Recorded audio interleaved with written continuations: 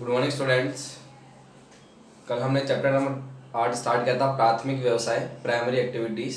ठीक है, जो भूमि से प्रत्यक्ष रूप से जुड़े हुए जो कार्य मनुष्य के द्वारा संपादित किए जाते हैं अपने जीवन यापन के लिए, अपनी आवश्यकता की पूर्ति के लिए, प्राथमिक व्यवसाय कहलाते हैं। हमने आखेट के विषय में चर्चा की, फूड गैदरिंग यानी कि संग्रहण की हमने बात की, किस प्रकार से मानव आखेट और संग्रह करता हुआ अपना जीवन यापन करता है। ठीक है, आज हम मत्स्य पालन और पशुचारण के विषय में कुछ चर्चाएं करेंगे।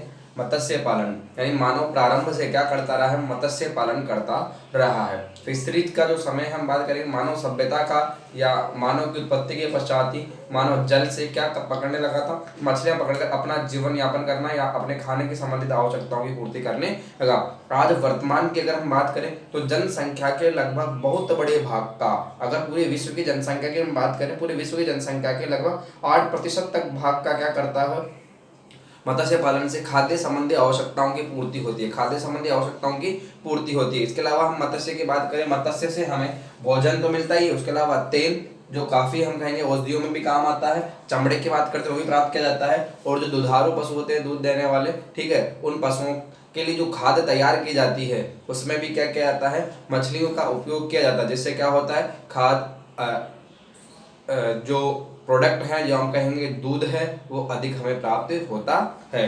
इस प्रकार से जो मछली पालन की हम चर्चा करें, मछली पालन कहाँ की जाती है, छोटे छोटे तालाबों से लेकर, नदियों से लेकर और समुद्र तटवर्ती क्षेत्रों में मत्स्य पालन किया जाता है। और व्यावसायिक स्तर पर मत्स्य पालन, व्यावसायिक स्तर पर मत्स्य पालन समुद्र तटवर्ती क्षेत्रों पर किया जाता है। देखो, मत्स्य पालन एक ऐसा विपुल भंडार है जो कभी लगभग खत्म नहीं होने वाला है। मानव की खाद्य संबंधी आवश्यकताओं की पूर्ति काफी लंबे समय से करता रहा है और आगे आने वाले भविष्य की हम चर्चा करें, लंबे समय तक मत्स्य पालन से मानव की खाद्य संबंधी आवश्यकताओं की पूर्ति होती रहेगी।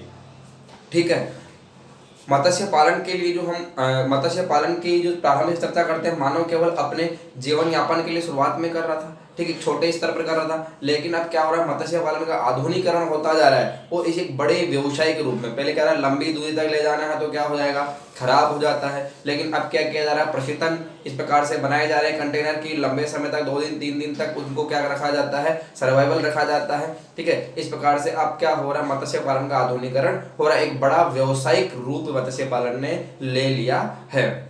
कि विश्व के प्रमुख ऐसे क्षेत्र कौन से हैं जहां पर मत्स्य पालन बड़े स्तर पर, व्यापक स्तर पर किया जाता है। मत्स्य पालन के अनुकूल दशाएं होती है प्लैंकटन का मिलना, जहां पर गर्म जलधारा, समुद्री गर्म जलधारा और ठंडी जलधारा मिल जाती है, वहां पर मत्स्य पालन के लिए अनुकूल दशाएं उत्पन्न होती है, अनुकूल दशाएं पाई जाती है। इन्हीं दशाओं की हम चर्चा करते हैं।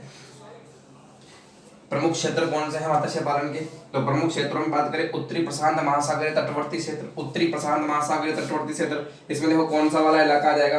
अगर इस प्रकार से अगर हम चर्चा करें, ये हमारा जो भारत है और फिर ये प्रशांत महासागरीय क्षेत्र की बात करते हैं हम, जापान तट की हम चर्चा करते हैं। इस प्रकार से भारत के आगे ये पेनिनसुला और ये वाला जो क्षेत्र है, ठीक है, इस प्रकार यहाँ पे क्या है ना, जापान, क्या है यहाँ पे, जापान है। अब ये जो है प्रशांत महासागरीय क्षेत्र, कौन सा क्षेत्र है, प्रशांत महासागरीय क्षेत्र है। तो यहाँ पर क्यूराइल की ठंडी धारा, क्यूराइल की ठंडी धारा की हम चर्चा करते हैं। इस प्रकार से जो ऊपर से क्यूराइल की ठंडी धारा आती है और इस प्रकार नीचे से जो क्यूरोशियो की धारा आती है, क्यूरोशियो की धारा, क्यूरोशियो की धारा और क्यूराइल की ठंडी धारा, क्यूराइल की ठंडी धारा, ये दोनों धाराएं यहाँ पे मिलती है। तो यहाँ क्या होता है, गर्म और ठंडी धाराओं के मिलन स्थल से प्लैंकटन विकसित होते हैं और ये मत्स्य पालन के लिए यहाँ पे क्या पाई जाती है, उपयुक्त दशाएं पाई जाती है। मत्स्य पालन के लिए यहाँ पे क्या पाई जाती है ना, उपयुक्त दशाएं पाई जाती है, जब क्यूरोशियो की गर्म धारा और क्यूराइल की ठंडी धारा मिलती है। और वही हम बात करते हैं यहाँ पे जो जापान सागर क्षेत्र है, ठीक है, ये जापान है और यहाँ पे जो जापान सागर क्षेत्र है, यहाँ पे मत्स्य पालन के लिए अनुकूल दशाएं और व्यापारिक स्तर पर क्या होता है, मत्स्य पालन किया जाता है। क्या किया जाता है ना, व्यापारिक स्तर पर मत्स्य पालन किया जाता है। और यहाँ हम चर्चा करें उत्तरी अमेरिकी क्षेत्र, उत्तरी अटलांटिक तटीय क्षेत्रों की, उत्तरी अटलांटिक महासागर में मिलेगा, उत्तरी अटलांटिक महासागर में इस प्रकार से हम बात करेंगे उत्तरी अटलांटिक तटीय क्षेत्र की।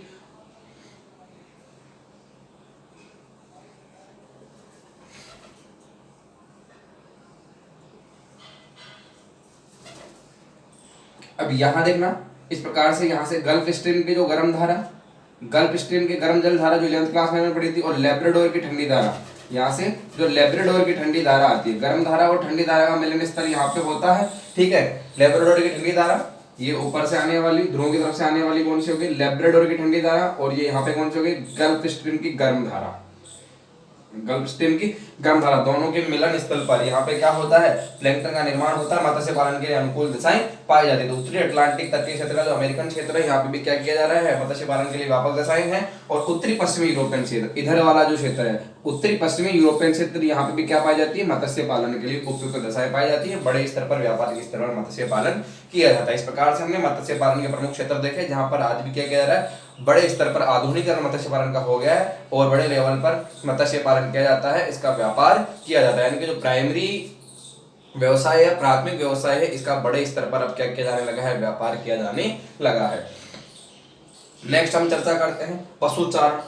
पशुचारण की हम बात करते हैं। पशुचारण यानी पशुओं को जब मानव क्या कर रहा था, शिकार का कार्य कर रहा है। मानव क्या कर रहा है, जब शिकार का कार्य कर रहा है, तो बड़े स्तर पर वो शिकार का कार्य जब मानव करने लगता है, तो वो एक दिन सोचता है, या हम बात करेंगे उसके दिमाग में कल्पना आती है, किस प्रकार जब मैं आखेट करता रहूंगा तो क्या होंगे, ये जो जानवर है, जंगली जानवर है, ये खत्म हो जाएंगे, और फिर उसके जीवन जीने के लिए क्या आधार रहेगा। फिर मानव क्या करता है, उन पशुओं में से पालतू पशुओं का चयन करता है जो उसको अधिक से अधिक लाभ प्रदान कर सके, और पालतू पशुओं का चयन कर उनको क्या करने लगता है, पशुओं को पालने लगता है। ठीक है, इस प्रकार से पालतू पशुओं का वो चयन करता है, पशुओं को पालने लगता है। अगर और पशुओं से उसे आज हम बात करते हैं विभिन्न प्रकार से भोज्य पदार्थ, चमड़ा, ऊन इत्यादि प्राप्त हो रहे हैं। विश्व के प्रमुख पशुचारण के हम क्षेत्रों की चर्चा करते हैं। विश्व के प्रमुख पशुचारण क्षेत्र है, पशुचारण में किससे रिलेटेड है, पशुचारण में रिलेटेड है किससे, डायरेक्टली हम बात करें पशुचारण रिलेटेड है प्राथमिक व्यवसाय से। तो बहुत सी हम बातें करने वाले पशुचारण के विषय में। सर्वप्रथम हम बात करेंगे पशुपालन के मुख्य क्षेत्र। पशुपालन के मुख्य क्षेत्र, प्रारंभ में अगर मानव पशुपालन कर रहा है तो किस लिए कर रहा है, अपने लाइफ लेवल के लिए, जीविकोपार्जन के लिए, लेकिन धीरे धीरे मानव क्या करता है, इसका व्यवसायीकरण करने लगा और बड़े स्तर पर पशुपालन किया जाने लगा है। हम यहाँ पे कुछ क्षेत्रों की चर्चा करेंगे जहां पर व्यापक स्तर पर पशुपालन किया जा रहा है, जैसे कि उष्णकटिबंधीय घास के मैदान। उष्णकटिबंधीय घास के मैदान 5 डिग्री से 30 डिग्री अक्षांशों के मध्य में, 5 डिग्री से 30 डिग्री अक्षांशों के मध्य में, जीरो से हम यहाँ पे चर्चा करें तो यहाँ पे क्या आ जाएगा ना, 5 डिग्री, और ये 5 डिग्री, ठीक है। तो 5 डिग्री से लगभग कितना, 30 डिग्री, 5 डिग्री से लगभग कितना, 30 डिग्री उत्तर और दक्षिण दोनों गोलार्धों में क्या किया जाता है, इस क्षेत्र में पशुपालन किया जाता है। और इस प्रकार इस क्षेत्र को किस नाम से जानते हैं हम, उष्णकटिबंधीय घास के मैदान। यहाँ पे जो घास के मैदान है, क्योंकि पशुपालन कहाँ पे होगा, जहाँ पे घास पाई जाएगी, तो घास के मैदान है उष्णकटिबंधीय। यहाँ पे क्या किया जा रहा है, 5 डिग्री 30 डिग्री अक्षांश के मध्य में, यहाँ पे वर्षा का औसत वार्षिक वर्षा भी क्या है, 100 सेंटीमीटर। यहाँ पे क्या किया जाता है, पशुपालन किया जाता है। अब अलग अलग स्थानों पर पशुपालन यहाँ पे जो किया जाता है, अलग अलग स्थानों पर इसे अलग अलग नामों से जाना जाता है। किसे, उष्णकटिबंधीय घास के मैदानों को। जैसे कि हम सूडान की बात करें, उष्णकटिबंधीय घास के मैदान को सूडान में क्या कहा जाता है, सवाना कहा जाता है। सूडान जो अफ्रीकी देश है। फिर हम बात करें दक्षिणी अमेरिकी देश वेनेजुएला की, वेनेजुएला में जो उष्णकटिबंधीय घास के मैदान है उन्हें क्या कहा जाता है, लानोज। क्या कहा जाता है, लानोज कहा जाता है। उष्णकटिबंधीय घास के मैदानों को वेनेजुएला में क्या कहा जाता है, लानोज। सूडान में क्या कहा जाता है, सवाना कहा जाता है। फिर हम दक्षिण अफ्रीका की बात करें, दक्षिणी अफ्रीका की बात करें, वहां पे क्या कहा जाता है, पार्कलैंड। क्या नाम दिया जाता है, पार्कलैंड। और फिर हम ब्राजील की बात करें तो ब्राजील में क्या कहा जाता है, कंपास। ब्राजील में कहा जाता है कंपास। तो इस प्रकार से हमने बात की उष्णकटिबंधीय घास के मैदानों को विभिन्न स्थानों पर अलग अलग नामों से जाना जाता है, और ये पशुचारण के लिए इसका काफी महत्व रहा है। सूडान जो अफ्रीका का देश है, यहाँ पे सवाना, वेनेजुएला में लानोस, दक्षिण अफ्रीका में पार्कलैंड और ब्राजील में कंपास। इस प्रकार हमने क्या नाम दिए हैं, ये जो नाम दिए गए उष्णकटिबंधीय घास के मैदानों के। उसके बाद हम चर्चा करते हैं शीतोष्णकटिबंधीय घास के मैदान। हमने पहले भी पढ़ा है शीतोष्णकटिबंधीय घास के मैदान जो लगभग 30 डिग्री से लगभग कितना, 30 डिग्री से 45 डिग्री अक्षांशों के मध्य में, यहाँ पे हम बात करेंगे 30 डिग्री से 45 डिग्री अक्षांशों के मध्य में, 30 डिग्री है और यहाँ पे क्या है ना, 45 डिग्री है।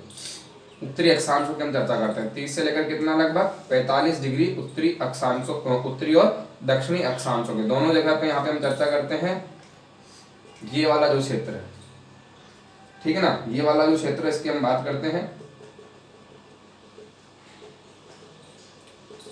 ये क्या है, उष्णकटिबंधीय घास के मैदान वाला, सॉरी शीतोष्णकटिबंधीय घास के मैदान वाला क्षेत्र है। यहाँ पे वार्षिक वर्षा लगभग 50 सेंटीमीटर तक बताई गई है। यहाँ पे भी क्या कहता है, बड़े व्यापारिक स्तर पर क्या किया जाता है, पशुपालन किया जाता है। पशुपालन हम कहेंगे बड़े 100-500 पशुओं को एक साथ रखकर फिर उनका उत्पादन जो होता है उसे क्या किया जाता है, बेचा जाता है व्यापार के उद्देश्य से। जिस प्रकार से पशुपालन किया जाता है शीतोष्ण घास के मैदानों में, क्योंकि यहाँ पर घास की अवेलेबिलिटी है तो पशुओं के लिए खाने से संबंधित कोई समस्या नहीं है, चारे संबंधित कोई समस्या नहीं है, तो यहाँ पे बड़े स्तर पर क्या किया जाता है, पशुपालन किया जाता है। कहाँ पे, शीतोष्णकटिबंधीय घास के मैदानों में। शीतोष्णकटिबंधीय घास के मैदानों को भी क्या कहता है, अलग अलग स्थानों पर अलग अलग नामों से जाना जाता है।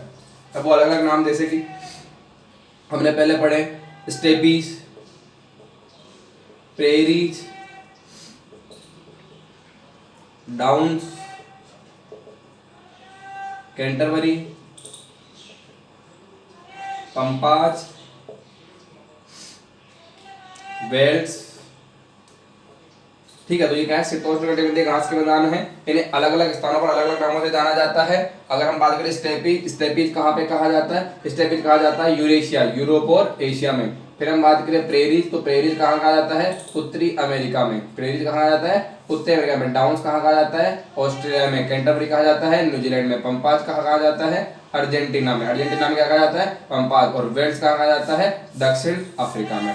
वेल्स कहा जाता है, दक्षिण अफ्रीका में। कार हमने शीतोष्णकटिबंधीय घास के मैदानों की चर्चा की। स्टेपीज यूरेशिया में, प्रेरीज उत्तरी अमेरिका में, डाउन्स ऑस्ट्रेलिया में, कैंटरबरी न्यूजीलैंड में, पंपाज अर्जेंटीना में और वेल्स कहाँ कहा जाता है, दक्षिण अफ्रीका में कहा जाता है। फिर हम बात करते हैं मरुस्थलीय क्षेत्रों की। मरुस्थलीय क्षेत्रों में पशुपालन किया जाता है। थार का मरुस्थल हमारे भारत की हम चर्चा करें, कालाहारी मरुस्थल की बात करें जो अफ्रीका का है, अरब मरुस्थल की बात करें, यहाँ पे आज भी वर्तमान में यहाँ पे भी क्या किया जा रहा है, पशुपालन व्यवसाय किया जा रहा है। और पर्वतीय क्षेत्रों, ऊंचे पर्वतीय क्षेत्रों की चर्चा करें, वहाँ पे रहने वाले विभिन्न जनजातीय लोग हैं, ठीक है, या पर्वतीय क्षेत्रों में जो रहने वाले लोग हैं वहाँ क्या कर रहे हैं, पशुपालन का कार्य कर रहे हैं। तो हमने बात की पशुपालन के मुख्य क्षेत्र वर्तमान में कहाँ पर पशुपालन बड़े स्तर पर किया जा रहा है, उसमें हमने चर्चा कर ली। उष्णकटिबंधीय घास के मैदान जिसमें सवाना, लानोस, पार्कलैंड, पंपाज आ गया। फिर उष्णकटिबंधीय घास के मैदान उसमें हम स्टेपीज, बेरीज, डाउन्स, कैंटरबरी, पंपाज और वेल्स की चर्चा करते हैं। मरुस्थलीय क्षेत्र जिसमें थार का मरुस्थल, कालाहारी मरुस्थल और अरब मरुस्थल की चर्चा करते हैं। और ऊंचे पर्वतीय प्रदेश जहाँ पर वर्तमान में क्या किया जा रहा है, आज भी इन सभी स्थानों पर पशुपालन बड़े स्तर पर किया जा रहा है।